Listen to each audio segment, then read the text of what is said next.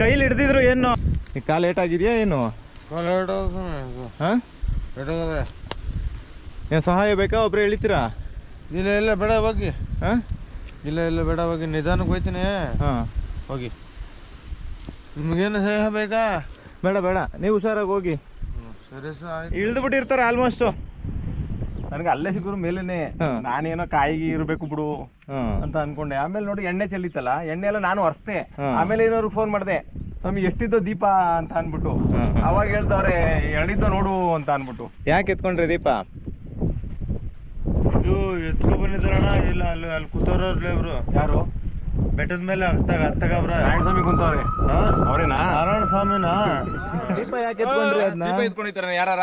ನೋಡ್ರಿ ಇವತ್ತು ನಾನು ಗರ್ಭಗುಡಿಗಳಿಗೆ ಹೋಯ್ತಾರ ಯಾರ?